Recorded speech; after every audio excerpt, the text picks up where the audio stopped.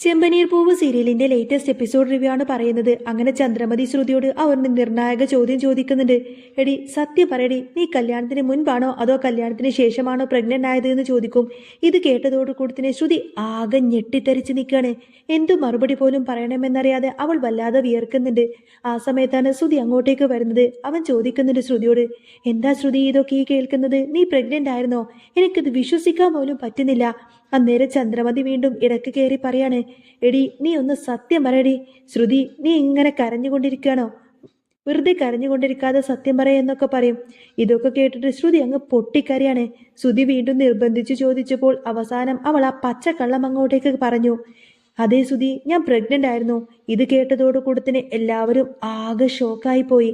ഞാൻ കല്യാണത്തിന് ശേഷമാണ് ഗർഭിണിയായത് എന്ന് പറയാണ് ശ്രുതി. അന്ന് അച്ഛൻ ജയിലിൽ പോയതറിഞ്ഞുകൊണ്ട് തന്നെ ഞാൻ ആകെ തകർന്നു പോയി.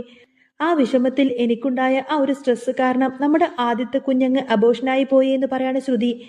എന്നാൽ ഇത് കേട്ടതോടുകൂടെ തന്നെ ചന്ദ്രമതിയും ശ്രുതിയും ആകെ സങ്കടത്തിലായി. ആ കുടുംബത്തിന്റെ ആദ്യത്തെ കൺമണി നഷ്ടപ്പെട്ടത് അവർക്ക് താങ്ങാവുന്നതിലും അപ്പുറമായിരുന്നു. എന്നാൽ ഇതൊക്കെ ശ്രുതിയുടെ ഒരു അടവാണെന്ന് രേവതിക്കും സച്ചിക്കും അപ്പൊ തന്നെ ഏകദേശം മനസ്സിലാവുന്നുണ്ട്. രേവതി ഈ കാര്യങ്ങളെല്ലാം എല്ലാവരോടും വെളിപ്പെടുത്തിയത് ചന്ദ്രമതിയെ ദേഷ്യം പിടിപ്പിക്കുന്നുണ്ട്. എടി, നിനക്ക് നാണമുണ്ടോടി രേവതി, ഇങ്ങനെയുള്ള ഓരോ കാര്യങ്ങളൊക്കെ ഇങ്ങനെ വിളിച്ചു പറഞ്ഞു നടക്കാൻ എന്ന് ചന്ദ്രമതി ചോദിക്കും. എന്നാൽ രവീന്ദ്രൻ രേവതിയെ സപ്പോർട്ട് ചെയ്യാണ്. സത്യമായ കാര്യങ്ങൾ പറയുന്നതിൽ എന്താണ് തെറ്റെന്നാണ് രവീന്ദ്രൻ ചോദിക്കുന്നത്. രേവതിക്ക് ശ്രുതിയുടെ കാര്യത്തിൽ നല്ല സംശയമുണ്ട്. അവൾ സച്ചിയോട് പറയുന്നത്, സച്ചിയേട്ടാ, എനിക്കിതിൽ എന്തോ ഒരു പന്തികേട് തോന്നുന്നു. ശ്രുതിയുടെ മുഖം ശ്രദ്ധിച്ചാൽ തന്നെ അറിയാം അവൾ പറഞ്ഞതെല്ലാം തന്നെ പച്ച കള്ളമായിരുന്നു എന്ന്. സച്ചിയും പറയുന്നുണ്ട്, അവൾ കല്യാണത്തിന് മുൻപേ തന്നെ ആരെങ്കിലും വഞ്ചിച്ചിട്ടുണ്ടാവും. അങ്ങനെ അവൾ പ്രസവിച്ച് ഒരു കുഞ്ഞിനെ അവൾ പ്രസവിച്ചിട്ടുണ്ടാവും. എന്നിട്ട് അമ്മയുടെ മുന്നിൽ പിടിക്കപ്പെടാതിരിക്കാൻ വേണ്ടിയിട്ട് അവൾ നല്ലൊരു പച്ച കള്ളമങ്ങ് വെച്ച് കാച്ചിയതായിരിക്കുമെന്ന് സച്ചിയും പറയും. രവീന്ദ്രൻ ചോദിക്കുന്നുണ്ട്, ചന്ദ്രേ, അവൾ പറഞ്ഞതിൽ എന്താ തെറ്റ്? അവൾ പറഞ്ഞത് കാര്യമല്ലേ എന്ന് ചോദിക്കുന്ന സമയത്ത് തന്നെ അത് ഒളിച്ചു വെക്കേണ്ട കാര്യമൊന്നുമല്ലല്ലോ. ചന്ദ്രമതിക്ക് ദേഷ്യം വന്നിട്ട് പറയുന്നുണ്ട്, തെറ്റില്ലെന്ന് പോലും ഒന്ന് ആലോചിച്ചു നോക്കിയേ രവിയേട്ടാ. ഇങ്ങനെ എന്തെങ്കിലും ഉണ്ടായിക്കഴിഞ്ഞാൽ ആദ്യം വന്ന് ശ്രുതിയോട് ചോദിക്കല്ലേ ചെയ്യേണ്ടത്? അതിനു പകരം കുടുംബത്തിൽ എല്ലാവരോടും പറഞ്ഞ് വലിയ പ്രശ്നമാക്കി അന്താരാഷ്ട്ര പ്രശ്നമാക്കുകയാണോ വേണ്ടത്? അന്നേരം ശ്രുതി ഒന്നും അറിയാത്തതുപോലെ തന്നെ രേവതിയോട് ചോദിച്ചു, രേവതി, ഇതിന് മാത്രം എന്ത് തെറ്റാ ഞാൻ നിന്നോട് ചെയ്തത്? നിനക്കങ്ങനെ എന്തെങ്കിലും സംശയമുണ്ടെങ്കിൽ തന്നെ നിനക്ക് എന്നോട് ചോദിക്കാമായിരുന്നല്ലോ. ഇത് ഇത്ര വലിയ പ്രശ്നമാക്കേണ്ട കാര്യമുണ്ടായിരുന്നോ എന്ന് ചോദിക്കും. എല്ലാവരും കൂടി എന്നെ കുറ്റക്കാരിയാക്കിയില്ലേ? രേവതി പറഞ്ഞു, ശ്രുതി, ഞാൻ അങ്ങനെയൊന്നും ഓർത്തു പറഞ്ഞതല്ല. വേണ്ട രേവതി, നീ ഇനി കൂടുതലൊന്നും പറയണ്ട. ഏതായാലും നീ ഇത്ര തരം താഴാൻ പാടില്ലായിരുന്നു എന്നിങ്ങനെ ഒരു താക്കീത് പോലെ പറയാണ് ശ്രുതി. ശ്രുതി അന്നേരം ചോദിക്കുന്നുണ്ട്, നിന്റെ ഭാര്യ ഇതെന്ത് വിചാരിച്ച സച്ചി? നിന്നെക്കുറിച്ചോ നിന്റെ ഭാര്യയെക്കുറിച്ചോ ഞങ്ങൾ ഇങ്ങനെ എന്തെങ്കിലും പറഞ്ഞു നടക്കുന്നുണ്ടോ? ഇല്ലല്ലോ. പിന്നെ ഞങ്ങളെക്കുറിച്ച് എന്തിനാ ഇങ്ങനെ പറഞ്ഞു നടക്കുന്നത്? ഇനി മേലാൽ എന്നെക്കുറിച്ചോ എൻ്റെ ഭർത്താവിനെ കുറിച്ചോ ഇങ്ങനെയൊന്നും പറഞ്ഞു നടന്നാലുണ്ടല്ലോ എനിക്കത് സഹിക്കാൻ പറ്റില്ല എന്ന് പറയാണ് ശ്രുതി. എല്ലാത്തിനും ഒരു പരിധിയുണ്ട് എന്നൊക്കെ പറഞ്ഞ് ശ്രുതി അങ്ങ് ആക്രോശിച്ചു. സച്ചി പറഞ്ഞു, നീ എന്തിനാ ഇങ്ങനെ ദേഷ്യപ്പെടുന്നത്? ഇല്ലാത്തതൊന്നും എൻ്റെ ഭാര്യ പറഞ്ഞു നടന്നില്ലല്ലോ. രവീന്ദ്രനും അത് ശരിവെച്ചു. ചന്ദ്രമതി പറയുന്നുണ്ട്, ഇവളാണോ സ്നേഹത്തോടെ പറയുന്നത്? ഇവൾ ഒരിക്കലും അങ്ങനെ പറയില്ല. മനുഷ്യനെ നാണം കെടുത്താൻ വേണ്ടി ഓരോന്നും പറയുന്നതാ. ഇനി മേലാൽ ഇങ്ങനെ എന്തെങ്കിലും പറഞ്ഞു പരത്തിയാൽ ഈ വീടിന്റെ ഇവളുടെ സ്ഥാനം അങ്ങ് വെളിയിലായിരിക്കും. ശ്രുതി രേവതിയോട് പറയുന്നുണ്ട്, മേലാൽ എൻ്റെ കാര്യത്തിലോ എൻ്റെ ഭർത്താവിന്റെ കാര്യത്തിലോ നീ ഇനി ഇടപെടാൻ വരരുത് എന്ന്. രേവതിക്ക് ശ്രുതിയുടെ വാക്ക് കേട്ടപ്പോൾ വല്ലാത്ത സങ്കടമായി. അവൾ അടുക്കളയിലേക്ക് പോയി. സച്ചി വന്ന് അവളെ ആശ്വസിപ്പിക്കുന്നുണ്ട്. രേവതി പറയുന്നുണ്ട്, സച്ചിയേട്ടാ, എല്ലാ കുറ്റവും ഇപ്പോൾ എൻ്റെ തലയിലായില്ലേ?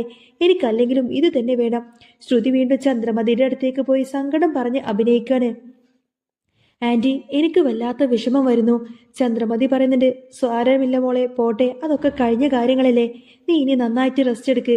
ശ്രുതി പറയുന്നുണ്ട്, ആഹാരം കഴിച്ചിട്ടൊന്നും കാര്യമില്ല അമ്മേ. മനസ്സിന് ഇത്തിരി ഒന്നും സന്തോഷം കിട്ടുന്നില്ല. മനസ്സിന് സന്തോഷമല്ലേ വേണ്ടത്? ചന്ദ്രമതി ചോദിക്കുന്നുണ്ട്, നിനക്ക് എന്താ മോളെ ഇങ്ങനെ പെട്ടെന്ന് തോന്നാൻ? ശ്രുതി പറഞ്ഞു, രേവതി തന്നെ കണ്ടില്ലേ, ഞാൻ മനസ്സാ വാച അറിയാത്ത കാര്യങ്ങളെക്കുറിച്ചാണ് അവൾ പറഞ്ഞു നടക്കുന്നത്. മറ്റുള്ളവരൊക്കെ എന്നെ പറ്റിയിട്ട് എന്ത് വിചാരിക്കും? എനിക്ക് സങ്കടം വരികയാണ്. നമുക്ക് ഈ വീടങ്ങ് മാറിയാലോ എന്ന് ആലോചിക്കുകയാണ് ഞാനെന്ന് പറയും. അത് കേട്ടതോടുകൂടി തന്നെ ചന്ദ്രമതി ആകെ ഞെട്ടിപ്പോയി. എന്താ മോളെ നീ പറഞ്ഞത്? വീട് മാറാനോ? അതെ ആന്റി, ഞാനോ ശ്രുതിയും വേറെ വീടെടുത്ത് മാറി താമസിച്ചോളാം. ചന്ദ്രമതി പറയുന്നത്, ഏയ്, അതൊന്നും വേണ്ട മോളെ. മോളെ ഞാൻ വിടില്ല. ഞാൻ മരുമകളായിട്ടല്ല മോളെ, ഞാൻ എൻ്റെ സ്വന്തം മോളായിട്ടാണ് കാണുന്നത്. നീ ഒരിടത്തേക്കും പോവണ്ട. അന്നേരം ശ്രുതി പറയുന്നുണ്ട്. എന്നാലും രേവതി പറയുന്നത് കേട്ടില്ലേ എന്ന് പറയുന്ന സമയത്തിന് ചന്ദ്രമതി പറയുന്നുണ്ട്, അവളുടെ നാവൊക്കെ ഞാൻ അടക്കി വെച്ചോളാം, അതൊന്നും ഓർത്തുകൊണ്ട് എൻ്റെ മോള് വിഷമിക്കേണ്ട. ശ്രുതി പിന്നെ നേരെ ബെഡ്റൂമിലേക്ക് വന്നിരുന്നിങ്ങനെ ആലോചിക്കാണ്. ശ്രുതി വന്ന് ചോദിക്കുന്നുണ്ട്, എന്താ ശ്രുതി, നീ എന്തെങ്ങനെ ആലോചിച്ചിരിക്കുന്നത് എന്ന് ചോദിക്കുന്ന സമയത്തിന് ശ്രുതി പറയുന്നുണ്ട്, അമ്മ എന്നോട് ചോദിച്ചത് കേട്ടില്ലേ ശ്രുതി, എനിക്കത് സഹിക്കാൻ പോലും പറ്റുന്നില്ല. അന്നേരം ശ്രുതി പറഞ്ഞു, നീ അതൊന്നും ഓർത്തു വിഷമിക്കേണ്ട ശ്രുതി, ഞാൻ ഏതായാലും ഒരു അച്ഛനായല്ലോ, അത് തെളിയിച്ചല്ലോ, എനിക്കത് മതി. ശ്രുതിയെ വല്ലാത്തൊരു നോട്ടം നോക്കുന്നുണ്ട്. കല്യാണം കഴിഞ്ഞതിന് ശേഷമാണ് ശ്രുതി പ്രഗ്നന്റ് ആയത് എന്നറിഞ്ഞതോടു കൂടി തന്നെ ശ്രുതിക്കത് വല്ലാത്ത സന്തോഷമായിരിക്കും. താൻ പോലും അറിയാതെ താൻ ശ്രുതിക്കൊരു കുഞ്ഞിനെ കൊടുത്തല്ലോ എന്ന സന്തോഷത്തിലാണ് ശ്രുതി. അങ്ങനെ ശ്രുതിയുടെ കള്ളത്തരം താൽക്കാലികമായി എല്ലാവരും തന്നെ വിശ്വസിച്ചുവെങ്കിലും രേവതിയുടെ ഉള്ളിലെ സംശയം ഒരല്പം പോലും മാറിയിട്ടില്ല. രേവതിക്കും സച്ചിക്കും ശ്രുതിയുടെ കാര്യത്തിൽ നല്ല സംശയമായിരിക്കും. ഈ ഒരു പ്രശ്നമുണ്ടായതോടുകൂടി തന്നെ ശ്രുതിയും പുതിയ വീട് മാറിപ്പോകുന്നതിനെ കുറിച്ച് സംസാരിക്കുന്നത് രേവതിയിൽ കൂടുതൽ സംശയമുണ്ടാക്കുന്നു. ശ്രുതി എന്തിനോ വേണ്ടി ഭയപ്പെടുന്നുണ്ടെന്നും ആ വീട്ടിൽ നിന്നാൽ തന്റെ കള്ളത്തരം എന്നാണെങ്കിലും പൊളിയുമെന്നും അവൾ ഉറച്ചു വിശ്വസിക്കുന്നുണ്ടെന്നും രേവതി സച്ചിയോട് പറഞ്ഞു. സച്ചിയേട്ട, ആ മുഖത്തെ പേടി കണ്ടില്ലേ? അതൊരിക്കലും ഒരു കുഞ്ഞ് നഷ്ടപ്പെട്ട അമ്മയുടെ സങ്കടമല്ല, മറിച്ച് എന്തെങ്കിലും ഒരു കള്ളത്തരം പിടിക്കപ്പെടുമോ എന്ന കുറ്റവാളിയുടെ ഭയമാണ്. രേവതിയുടെ ഈ വാക്കുകൾ സച്ചിയെയും ചിന്തിപ്പിച്ചു. അടുത്ത ദിവസം തന്നെ രേവതി രഹസ്യമായി ശ്രുതിയുടെ ചികിത്സ തേടി എന്ന് പറയുന്ന ആ ഒരു ഹോസ്പിറ്റലിലേക്ക് എത്താണ്. അവിടെയുള്ള പഴയ റെക്കോർഡുകൾ പരിശോധിക്കാൻ അവൾ അവിടെയുള്ള ഒരു ക്ലർക്കിന്റെ സഹായം തേടി. എന്നാൽ ശ്രുതി പറഞ്ഞ ആ ഒരു അബോർഷൻ കേസ് അവിടെ ഒരിടത്തും രജിസ്റ്റർ ചെയ്തിട്ടില്ലെന്ന് രേവതി കണ്ടെത്തി. ആ സത്യം രേവതിയെ ഞെട്ടിച്ചു. ശ്രുതി ഇത്രയും വലിയൊരു ചതിയാണ് കുടുംബത്തോട് ചെയ്തിരിക്കുന്നത് എന്ന് രേവതിക്ക് അന്നേരം ഉറപ്പായിരുന്നു. അതേസമയം വീട്ടിലാണെങ്കിൽ ചന്ദ്രമതി അമ്മ ശ്രുതിക്ക് വേണ്ടി പ്രത്യേക ഭക്ഷണവും കരുതലുമായി നടക്കുകയാണ്. ശ്രുതിയോട് എന്തെന്നില്ലാത്ത സ്നേഹമായിരിക്കും ചന്ദ്രമതിക്ക്. കാരണം ഒരു പ്രാവശ്യം ശ്രുതിയുടെ കുഞ്ഞിനെ ഗർഭം ധരിച്ചതാണല്ലോ എന്ന സ്നേഹം. എൻ്റെ മോൾക്ക് ഇനി ഇവിടെ ഒരു സങ്കടവും ഉണ്ടാകാൻ പാടില്ല. ഈ കുടുംബത്തിന്റെ ഐശ്വര്യം തന്നെ നീയാണ് മോളെ എന്ന് ചന്ദ്രമതി പറയുമ്പോൾ ശ്രുതിയുടെ ഉള്ളിൽ അങ്ങ് ചിരിക്കുകയാണ്. തന്റെ കള്ളത്തരം ആരും പിടിക്കപ്പെടില്ലെന്ന ഉറച്ച വിശ്വാസത്തിലാണ് ശ്രുതി. പിന്നെ സന്ധ്യാനേരത്ത് രേവതി വീട്ടിലേക്ക് തിരിച്ചെത്തി. എല്ലാവരും ഹാളിലിരിക്കുന്ന സമയം നോക്കി രേവതി ഒരു ബോംബങ്ങ് പൊട്ടിക്കാണ്. ശ്രുതി, നീ ചികിത്സിച്ച ഹോസ്പിറ്റലിൽ ഇന്ന് ഞാൻ പോയിരുന്നു, പക്ഷേ അവിടെ നിന്റെ പേരിൽ ഒരു കേസ് പോലും ഇല്ലല്ലോ. രേവതിയുടെ ചോദ്യം കേട്ട് ശ്രുതിയുടെ കയ്യിലുണ്ടായിരുന്ന ആ ഒരു ഗ്ലാസ് അങ്ങ് താഴേക്ക് വീണുടഞ്ഞു. ശ്രുതിയും ചന്ദ്രമതിയും അന്നേരം രേവതിയെ ദേഷ്യത്തോട് നോക്കി. നീ എന്തിനാണ് വീണ്ടും അവളെ ഇങ്ങനെ ഉപദ്രവിക്കുന്നത് എന്ന് ചന്ദ്രമതി ചോദിക്കുമ്പോൾ രേവതി ഹോസ്പിറ്റൽ റിപ്പോർട്ടെല്ലാം തന്നെ അങ്ങോട്ടേക്ക് കാണിച്ചു കൊടുത്തു. മേശപ്പുറത്ത് വെക്കുന്നതോടുകൂടി തന്നെ ശ്രുതി അത് എടുത്തു വായിക്കുമ്പോൾ ശ്രുതി ആകങ്ങനെ വിളറി വെളുത്തു നിൽക്കണേ. എന്നാൽ ശ്രുതി പെട്ടെന്ന് തന്നെ തന്റെ അടുത്ത അടവങ്ങ് പുറത്തെടുത്തു. അവൾ നെഞ്ചു തടവി താഴെയിരുന്നു ബോധം പോകുന്നത് പോലെ അങ്ങ് അഭിനയിക്കാൻ തുടങ്ങി. ശ്രുതി ആകെ പരിഭ്രാന്തനായി അവളെ അങ്ങ് താങ്ങിപ്പിടിക്കാൻ വന്നു. മതി രേവതി, നിന്റെ ഈ സംശയം കാരണം ഇവൾക്ക് എന്തെങ്കിലും പറ്റിക്കഴിഞ്ഞാൽ നീ ആയിരിക്കും ഇതിന് ഉത്തരവാദിയെന്ന് ശ്രുതി രേവതിക്ക് നേരെ അങ്ങ് ആക്രോശിച്ചു. സത്യം തെളിയിക്കാൻ ശ്രമിച്ചിട്ടും വീണ്ടും താൻ കുറ്റക്കാരിയാകുന്നത് കണ്ട് രേവതി നിസ്സഹായായി നോക്കി നിൽക്കാണ്. എന്നാൽ ശ്രുതിയുടെ കയ്യിലുണ്ടായിരുന്ന ബാഗിൽ നിന്നും ഒരു ചെറിയ മരുന്നിന്റെ കുപ്പി താഴേക്ക് വീഴുന്നു. അത് പ്രഗ്നൻസി സമയത്ത് കഴിക്കാൻ പാടില്ലാത്ത മരുന്നാണ് എന്ന സത്യം രേവതി തിരിച്ചറിഞ്ഞു കഴിഞ്ഞു.